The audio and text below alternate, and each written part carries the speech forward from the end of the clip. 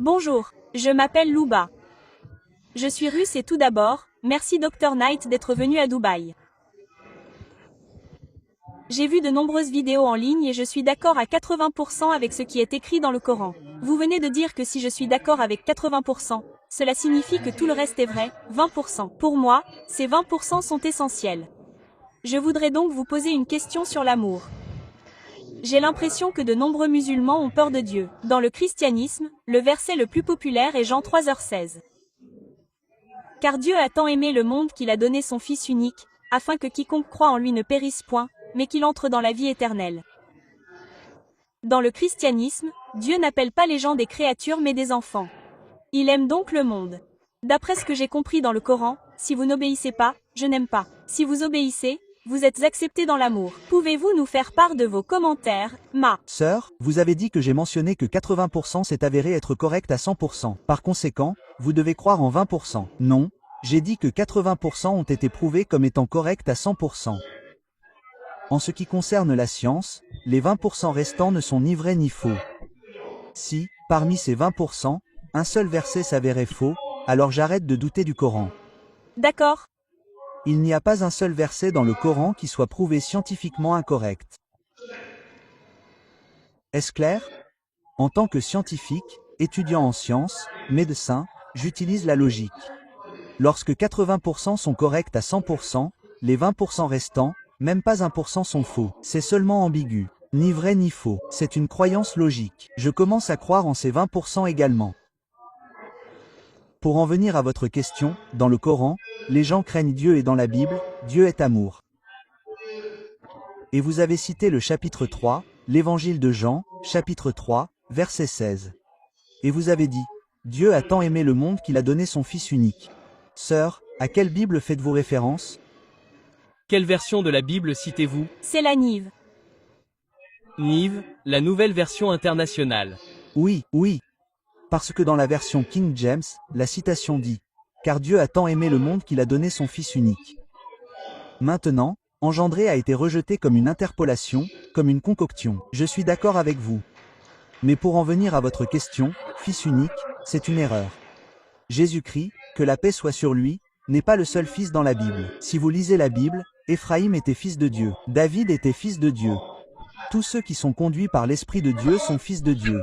Il y a donc une erreur dans la Bible selon laquelle Jésus est le Fils unique de Dieu. Donc, sœur, il y a une erreur dans votre Nive, la nouvelle version internationale. Jésus n'est pas le seul fils de Dieu. Abraham est fils de Dieu. David est le fils de Dieu. Alors, ma sœur, il y a une erreur dans votre Bible. Comment pouvez-vous croire en un livre qui contient des erreurs? Laissez de côté 20%, même une seule erreur.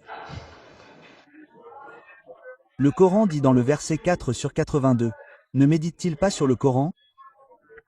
Autrement que d'Allah, des contradictions apparaîtraient. Même une seule contradiction. Je ne suis pas d'accord pour dire que c'est la parole de Dieu et je ne peux pas éliminer 100 contradictions dans la Bible, ma sœur. Je ne suis pas venu jusqu'à Dubaï pour éliminer les contradictions. Je ne veux pas faire ça, ma sœur. Mais pour en revenir à votre question, je ne parle pas d'amour, et c'est une question fréquemment posée par les missionnaires chrétiens. Vous savez que l'islam est très dur et que l'amour du christianisme est l'amour. Très bien. Maintenant, ce que vous devez comprendre, c'est que même dans le Coran, il est dit à 2 endroits qu'Allah vous aime. Le Coran dit aussi, mais en même temps, quand Allah vous aime, Allah est aussi juste. Si je suis d'accord avec votre citation de Jean 3 verset 16, car Dieu a tant aimé le monde qu'il a donné son Fils unique. Quiconque croit en lui aura la vie éternelle. Cela signifie que si vous croyez en Jésus-Christ, vous ferez tout ce que vous voudrez pour obtenir le paradis, n'est-ce pas, ma sœur? Oui, c'est. Exact, très bien. Cela signifie que si je commence à croire en Jésus, je crois en Jésus, je crois qu'il est un messager de Dieu. Mais je crois comme vous croyez que Dieu a tant aimé son monde. Cela signifie Dieu Tout-Puissant. Il a aimé le monde. Imaginez quelqu'un qui aime le monde. Imaginez qu'il y ait un propriétaire d'entreprise. Il aime ses employés et il dit à tous les employés que vous croyez que je tue mon fils. Je tue mon fils et vous croyez qu'il est mort pour votre péché. Est-ce logique? Pourquoi le patron de l'entreprise, pourquoi tuerait-il son fils et vous croyez en mon fils et je le tue et vous irez en parade? N'est-ce pas logique? Point numéro 2. S'il a payé pour ton péché, ça veut dire que je peux tuer. Je crois en Jésus et je commets un meurtre, j'irai au paradis. Je crois en Jésus, je commets un viol, j'irai au paradis. C'est ça, parce que mes péchés ont été payés. C'est ça, ma sœur? Ça veut dire que selon ton enseignement, même si un chrétien commet un meurtre, s'il viole, s'il vole, s'il tue, tant qu'il croit en Jésus, il ira au paradis. C'est ça? Ça veut dire que ton enseignement enseigne que tu peux faire des choses inhumaines. C'est ça, ma sœur? Non, je ne suis pas d'accord. Je veux dire, je ne suis pas d'accord. Point. Pardon, ma Sœur, je cite. Dieu a tant aimé le monde qu'il a donné son Fils unique. Quiconque croit en lui aura. Ça veut dire que tu crois que Jésus est mort pour tes péchés, que la paix soit sur lui, quoi que tu fasses dans le monde, tu iras au paradis. C'est l'enseignement de l'Église. C'est ça. Si tu aimes Dieu, oui, si tu aimes Dieu, oui, si tu aimes Dieu, tu commets des meurtres. Aucun problème. Dans l'islam, si vous aimez Dieu, vous devez obéir à Dieu. Vous dites que vous aimez Dieu, mais vous assassinez. Vous aimez Dieu, vous violez. Vous aimez Dieu, vous trompez. Vous aimez Dieu. Non, vous ne pouvez pas. Vous ne pouvez pas. Si vous ne pouvez pas, c'est l'enseignement de l'Église. C'est la différence entre l'islam et le christianisme enseigné par l'Église. Je parle du christianisme enseigné par Jésus-Christ, que la paix soit sur lui.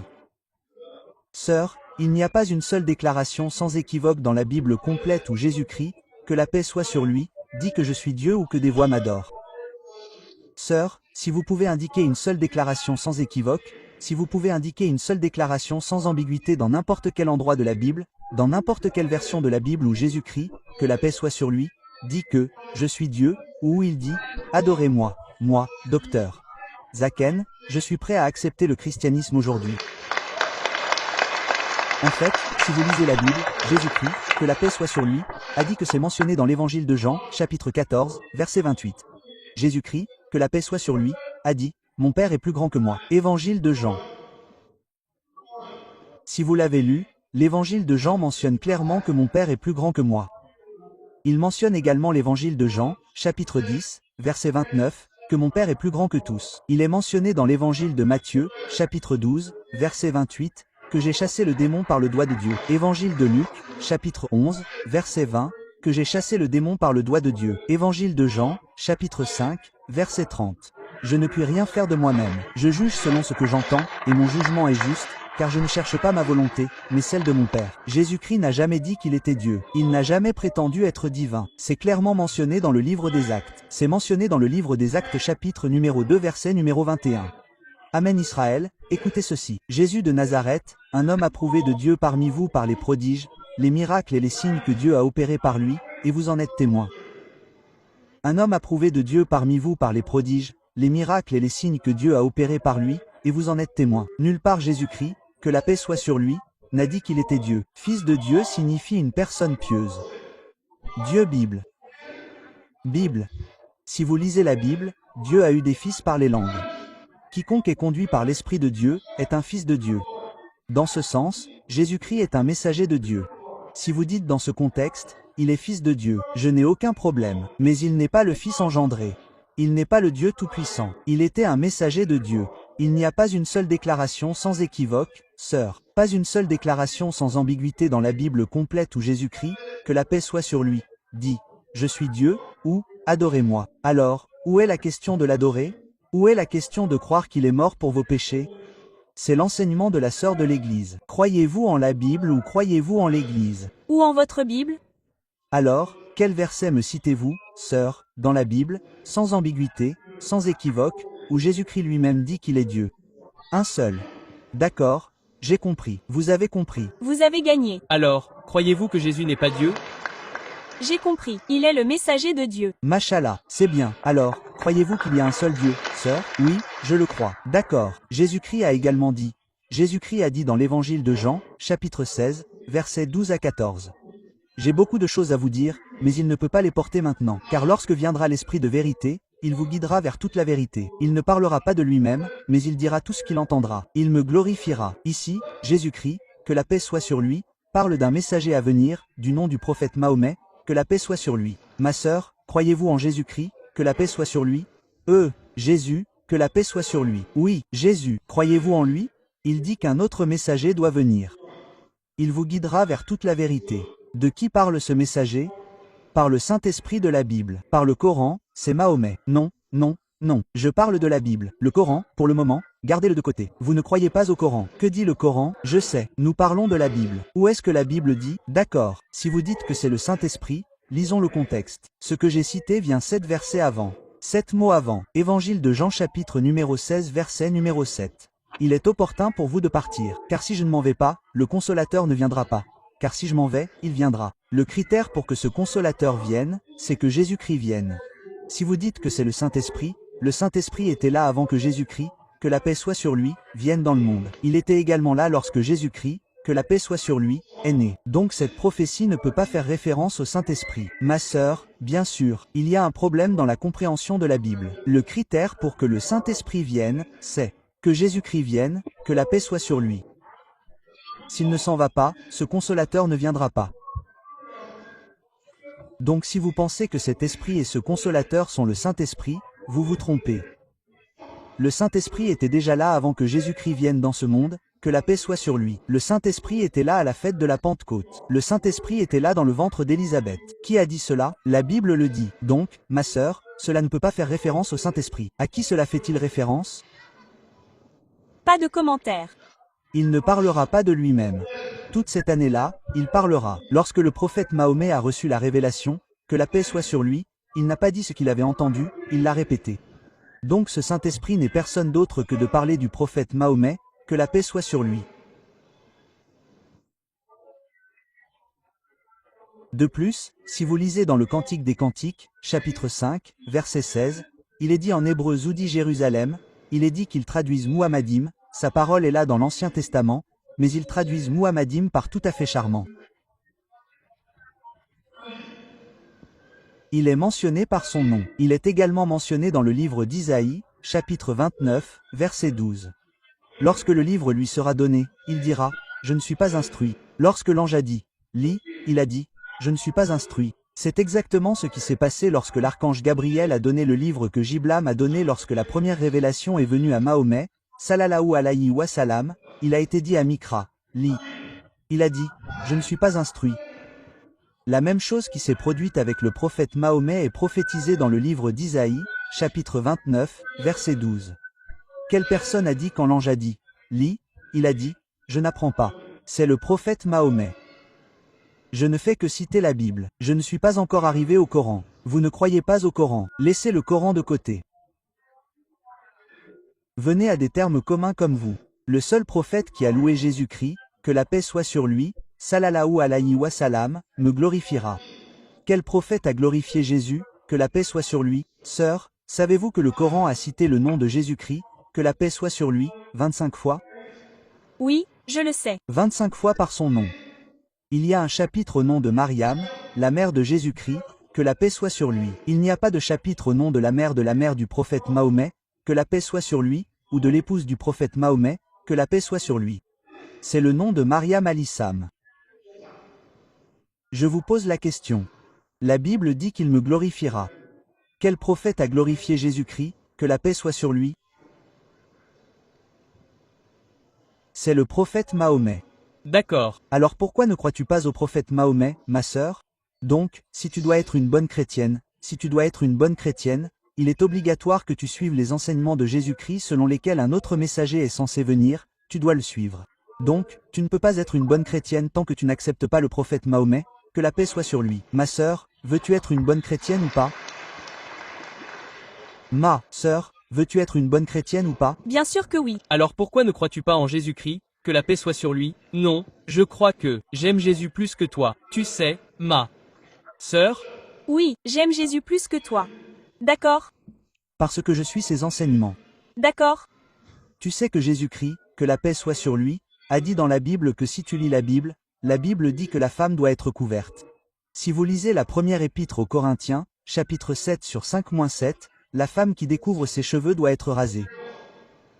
La Bible est plus stricte que le Coran.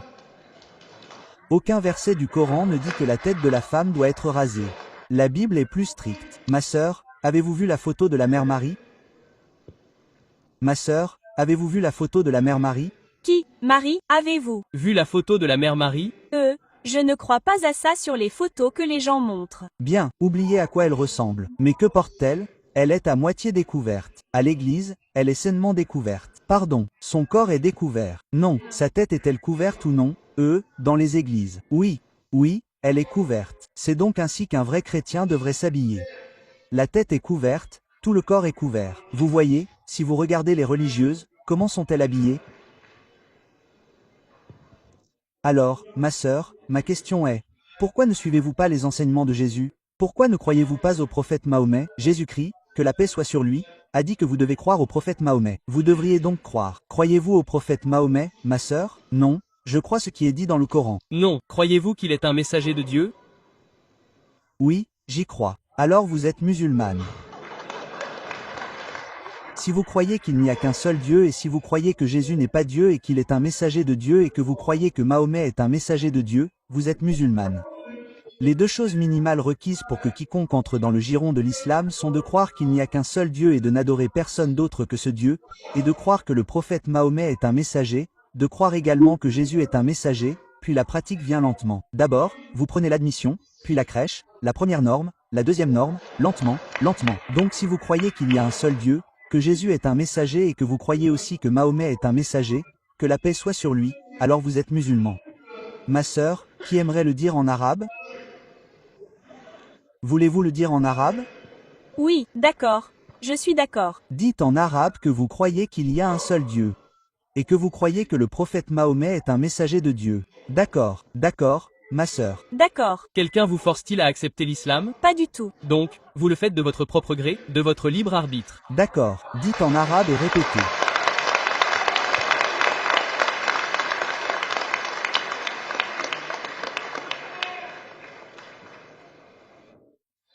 Achou. Allah. Allah. Ilala. Ilala. Muhammadan. Bienvenue à tous, mes amis. J'espère que vous apprécierez la vidéo jusqu'à la dernière minute. Mes chers frères et sœurs, le Saint-Coran n'est pas à 80%, mais à 100% une parole complètement correcte.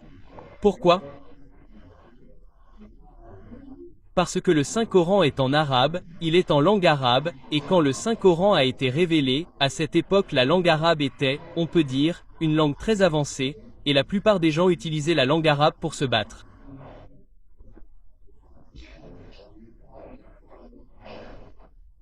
Vous savez, quand quelqu'un maîtrise totalement la langue arabe, il écrit quelque chose en arabe et l'accroche au mur de Kaaba et défie tout le peuple arabe en disant que si quelqu'un peut écrire mieux en arabe que ce mot, alors il l'accroche complètement et il remportera la bataille.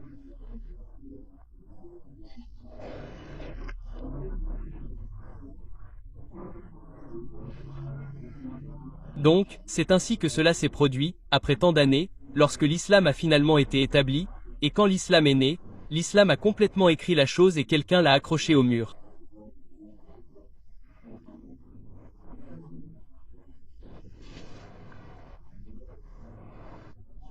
Puis, que s'est-il passé après le moment où tous les gens sont venus et quand ils l'ont vu, ils ont été complètement étonnés, et ils ont dit à un moment donné que ce ne sont pas les mots des humains. Ce sont les paroles de Dieu. Donc le Saint-Coran est 100% authentique et vient d'Allah le Tout-Puissant. C'est pourquoi cela commence par la sourate et se termine par la sourate suivante, car lorsque le prophète Mohammed, sallallahu alayhi wa sallam, a finalement conquis la Mecque, les gens étaient complètement tendus et ils se demandaient ce qui nous arriverait la prochaine fois, car le prophète Mohammed, sallallahu alayhi wa sallam, a conquis cette reconnaissance totale, et ce qu'il adviendrait de nous-mêmes. C'est pourquoi le prophète Mohammed, sallallahu alayhi wa sallam, a dit: vous êtes tous entièrement pardonnés en ce jour. Et après cela, ces paroles ont été révélées.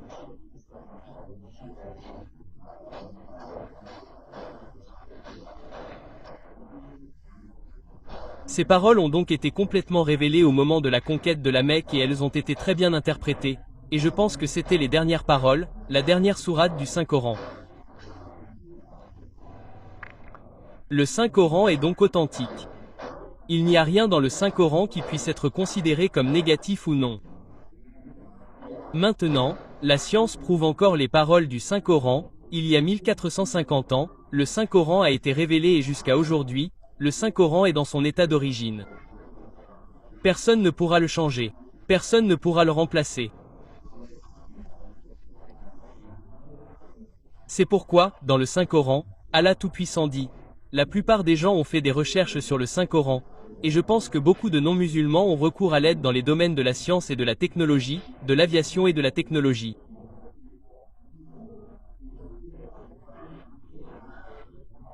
Ils ont recours au Saint-Coran, ils ont complètement assimilé le sens de ces mots et ses substituts avancés, mais nous, musulmans, n'avons pas réussi à tirer parti du Saint-Coran.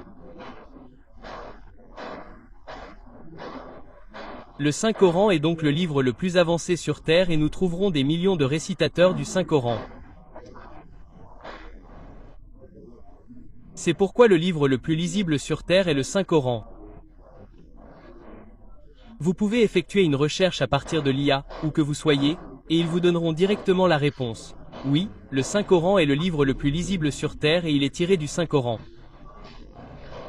Cette fille dit donc que je pense que 80% du Saint-Coran est correct. Non, 100% est correct. Le docteur Zakai lui donne une très belle réponse. Et j'espère que vous apprécierez la vidéo. Si vous aimez la vidéo, abonnez-vous à la chaîne et partagez-la avec vos amis.